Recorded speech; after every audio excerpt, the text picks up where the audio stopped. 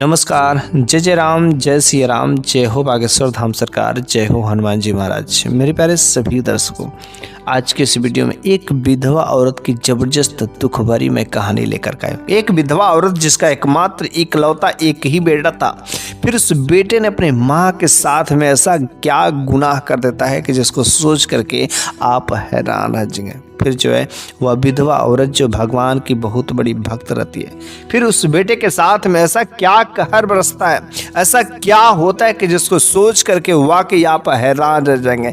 फिर से कोई बेटा जो अपने माँ के साथ में कोई हरकत ऐसी करने के सोचेगा भी नहीं। हमारे समाज में बहुत सारे ऐसे बेटे होते हैं कि जो अपने माँ बाप की देखभाल नहीं करते हैं। अरे हमारे माँ बाप अपने भले ही गिले में रह करके बेटों को सूखे में सिलाते हैं, फिर वही बेटा क्या बड़ा होकर के उनके साथ गुनाह करे, तो क्या ये जायज़ है? आज की इस कहानी में बहुत ही दुख भरी माँ और बेटा की ज्ञानवर्धक कहानी है। तो चलिए हम लोग इस कहानी को बिना देरी किए शुरू ही कर देते हैं।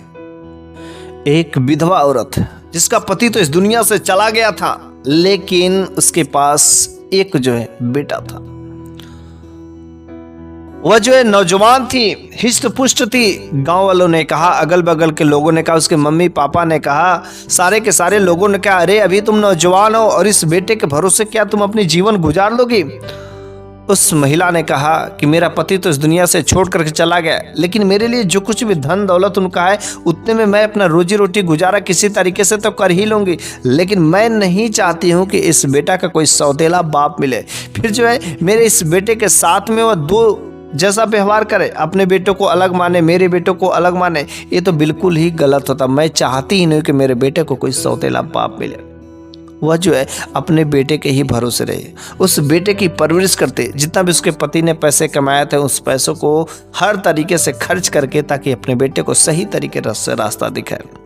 लेकिन वह बेटा जैसे जैसे बड़ा होता है, वह बेटा का दोस्ती जो अलग अलग लोगों के साथ में होती, स्कूल भी जाना शुरू कर देता, लेकिन उसका संगत जो है खराब लड़कों के संगत में पड़ जाता, जिसकी वजह से वह जो बिल्कुल ही वह पैसों को बेफजूल खर्चा, इधर उधर खर्चा करता और वह धीरे धीरे बिगड़ गया। एक एक करके वह सारे के सारे जो पैसे थे उसके पापा द्वारा, उसके पति द्वारा जो कमाए गए थे, वह पैसे एक एक करके खर्च हो जाते हैं। लेकिन जब वह पैसा मांगता है तो मम्मी कहती बेटा तो पैसा नहीं है, लेकिन वह मम्मी अपने बेटे को कष्ट में नहीं देख सकती थी। वह माँ अपने बेटे की परवरिश करती थी, किसी चीज को नहीं चाहती थी कि मेरे बेटे को कमी है, इसलिए वह जो है अगल बगल जाकर के मजदूरी का भी काम करने लगी, पीठ पर अपने भारी भारी बोझ उठाने लगी, मजदूरी करने लगी, दूसरों के घर पर जाकर के चौका बर्तन का काम करने लगी, पोछा लगाने लगी, झाड़ू पोछा का काम करने लगी। ऐसे जिससे भी जैसे भी हो सके बस दो चार पैसे मिल जाए, ताकि मैं अपने बेटे की खुशी को, मैं जो इच्छाओं को मारूं नहीं। और वह अपने बेटों को इच्छाओं को, बेटे के खुशियों को पूरा करने के लिए वह जो उन पैसों को कमाते थे। और बेटा जितना पैसा जिस तरीके से मांगता था, वह माँ जो मना नहीं करती थी, बेटा को दे देती थी। वह बेटा भी उन पैसों को खूब इधर उधर बेफजूल खर्चा करता। वो लड़का धीरे धीरे बड़ा होता गया, लेकिन जब वो लड़का बड़ा हो जाता है तो माँ उसे समझाती थी कि बेटा ये काम मत करो, बेटा वो काम मत करो, लेकिन वो लड़का अपनी माँ की एक बातों को नहीं मानता। फिर भी उस माँ को बुरा नहीं लगता था, कहती कि चलो ठीक है, एक दिन ये लाइन में आ जाएगा, एक दिन सुधर जाएगा, लेकिन उस लड़के पर कोई भी प्रभाव नहीं पड़ता। वो माँ जो है सब कुछ काम करती थी, साथ ही साथ भगवान की भक्ति भाव भी किया करती थी। सुबह सुबह उठ करके भगवान की भक्ति भाव करती थी, उनकी पूजा आराधना करती थी। और वह अपने बेटे को कहती थी कि बेटा शुरुआत में जब बच्चा छोटा था तो कर भी रहा था, माँ के साथ बैठ करके थोड़ा पूजा ध्यान में भक्ति भाव लग भी रहा था, लेकिन जब से वह इन लड़कों का संगत पकड़ा है, जब से दोस्तों का संगत साथ पाया है, वह तो इनसे बिल्कुल ही हेट करने लगा, घृणा करने लगा। क्योंकि वे सारे के सारे दोस्त कहते थे अरे पूजा करना, भगवान की भक्ति भाव करना ये बूढ़े बुजुर्गों का काम है, क्या तुम बूढ़े हो गए हो, क्या तुम बुजुर्ग हो गए, ये तुम्हारा काम नहीं है। और बस वह तो उन्हीं लोगों के बातों में आ जाता और बस माँ का एक कहना भी नहीं मानता, माँ की आज्ञा का पालन 1% भी नहीं करता था। माँ इस बात को एक कान से समझाती थी और वो लड़का दूसरे कान से निकाल देता था, कुछ भी प्रभाव नहीं पड़ता था। और नहीं तो और कभी कभी तो वह माँ को गालियाँ तक भी दे देता था। शाम के समय में वह माँ जो है इंतजार करती थी कि बेटा मेरा आएगा, बेटा मेरा आएगा, खाना नहीं खाया। लेकिन वह बेटा जब शाम के समय में शराब के नशे के धुर्त में जब आता था ना, तो वह माँ देख करके अफसोस करती थी, क्या मैंने बेटा इसीलिए पैदा किया, क्या मैंने अपने बेटे की परवरिश में कोई कमी की थी क्या, जो आज मेरा बेटा इस तरीके से हो गया। वह भगवान से शिकायतें करती है, लेकिन वह बेटा बिल्कुल ही माँ की बातों को नहीं मानता। कभी कभी तो वह माँ को गाली के साथ साथ की बातें लगती, माँ को मारने भी लगता था। कितना भी मारता पीटता, लेकिन वह माँ जो अपने बेटे के लिए बद्दुआ नहीं करते थे, क्योंकि माँ थी ना, उसका अपना बेटा था, इकलौता बेटा था, अपना खून था, उसकी मार सह लेती थी, लेकिन अपने बेटे को कभी बद्दुआ नहीं करती थी। वह समझते थे कि शायद एक दिन भगवान की कृपा लगेगी तो मेरा बेटा सुधर जाएगा, लेकिन उसका बेटा जो है सुधरने का नाम नहीं लेता। फिर जो है वो अपने माँ बाप को तो इकलौता था, उसके पास कुछ जमीन जायदाद भी थे, और वह बेटा शराब के नशे में धुत इधर उधर रहता था। लेकिन उसका बातचीत जो है उसी बीच एक ऐसे लड़की से हो जाती है कि जो लड़की बहुत अधिक फैशन करने वाले थे, उसके फैशन के बहकाव के चक्कर में आकर वो उससे बातचीत करने लगता है, और बातचीत करते करते उससे प्यार भी करने लगता है। वह लड़की जो है जब इसके बारे में पता करती है तो वह सोचती कि बस ये तो अपने माँ बाप का इकलौता है, इसका एक घर है और जो जमीन जायदाद है अपना ही रहेगा। और वह उसके लालच के चक्कर में आकर के वह कहती है कि मैं तुमसे शादी करना चाहती हूँ। उसने कहा, अगर तुम मुझसे शादी करना चाहते भला किस चीज़ की देरी है, चलो मैं शादी करने के लिए तैयार हूँ। और वह लड़का जो है अपनी माँ से एक बार भी पूछता नहीं है।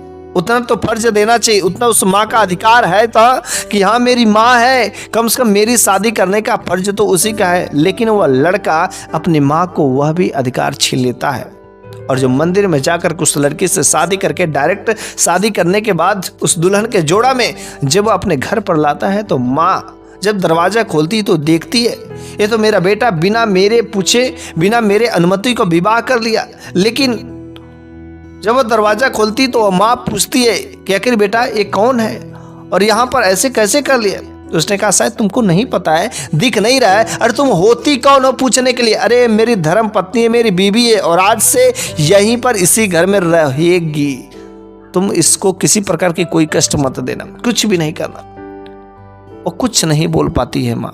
वो लड़का जबरदस्ती उसको अपने घर में लेकर के चला आता है। अब जब वो औरत अपने घर में उस घर में रहने लगती है तो वह उस बूढ़ी सास माँ पर जो है डेरा लगती जमाने में, धाक जमाने लगती है, उससे पूरा दिन भर काम करवाती, ऊपर से सही से खाने भी नहीं देती। और नहीं तो जब उसका लड़का आता था तो चुगलीखोरी कर देती थी, अरे तुम्हारी माँ ऐसी करती वैसी करती, सही से नहीं करती, साफ सफाई नहीं करती है।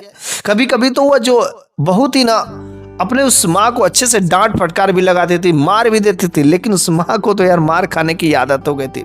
अरे जैसे बेटा मारता था वैसे बहू भी मार दी, क्या कर दिया, क्या हो गया। लेकिन उस माँ ने कभी भी बेटा और बहू को बद्दुआ नहीं दी थी। एक बार जब बहू ने काफी डांट बोल किया ना, तो वह सोची कि माँ आज मेरा बेटा जब आएगा तो उससे मैं अवश्य शिकायत करूंगी।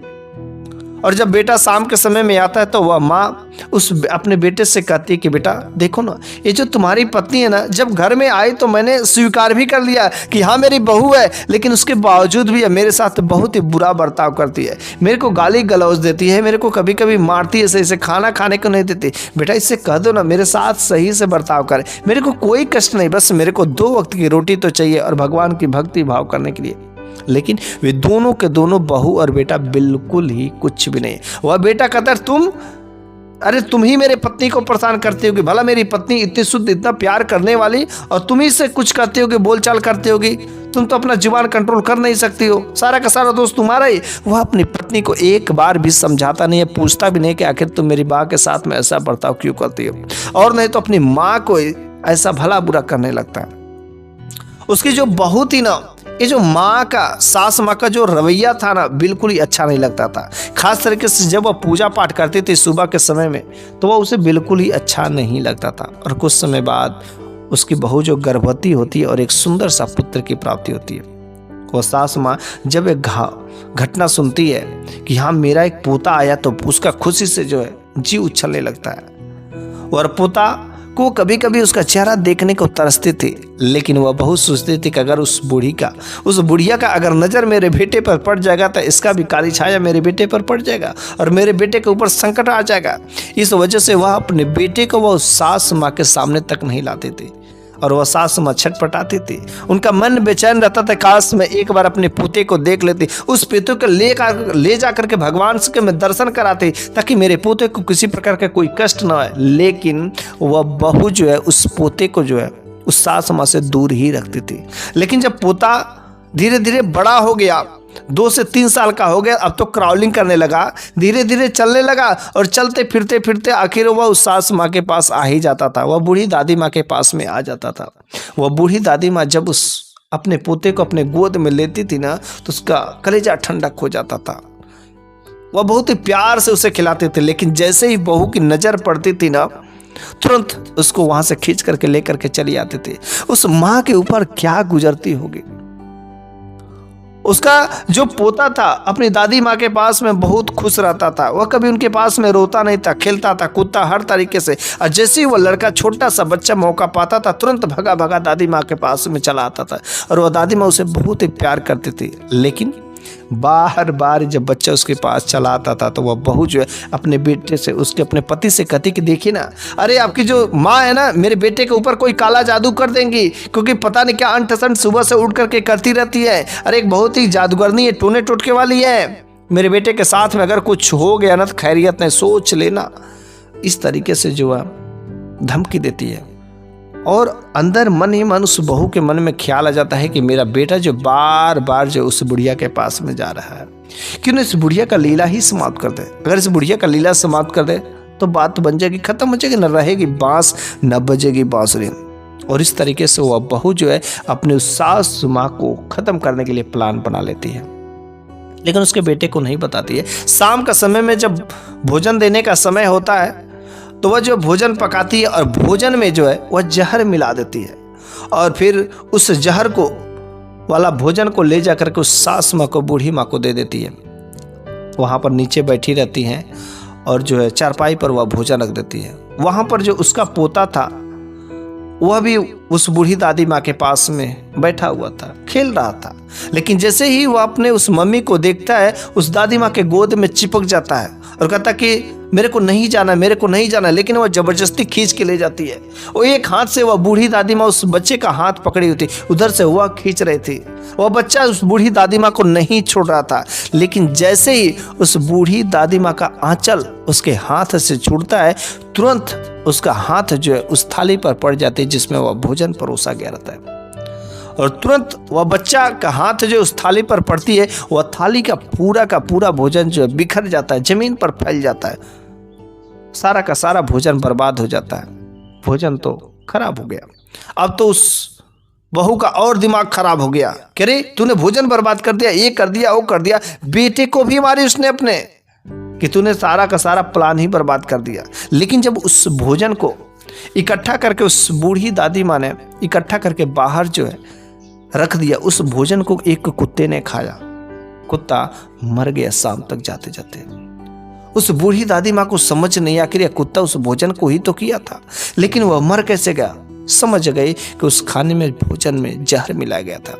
अगर मैं खाती तो पक्का मर जाता। वह भगवान के सामने जाती है, गिड़गिड़ाती है, रोती है कि हे भगवान, अरे क्या हो गया, अरे मेरे बहू और बेटा ये मेरे साथ में क्या करना चाहते, मेरे को मारना चाहते। अरे भला अब तू रास्ता नहीं दिखाएगा तो क्या करेगा। मैंने जीवन भर तेरी पूजा पाठ की है, मैंने हर तरीके से किया, लेकिन ये तू मेरे साथ में कैसे अन्याय देख सकता है। लेकिन हाँ, मेरे को इतना पूरा भरोसा कि तू मेरे साथ कुछ बुरा नहीं होने देगा। जैसे आज मेरे को तूने बचाया है, वैसे ठीक तू मेरे बेटे को भी सही रास्ते में ला दे, मेरे बहू और बेटे को दोनों को सही रास्ते में ला दे। इस तरीके से वह गिड़गिड़ाती है, भगवान के सामने रोती है मेरे बहू और बेटों को सही से रास्ते पर लाने के लिए। लेकिन जब तक उन लोगों को कोई ऐसा दिखेगा नहीं, कुछ ऐसा चमत्कार दिखेगा नहीं, तब तक उन लोगों को भरकसक खुलने वाला नहीं है।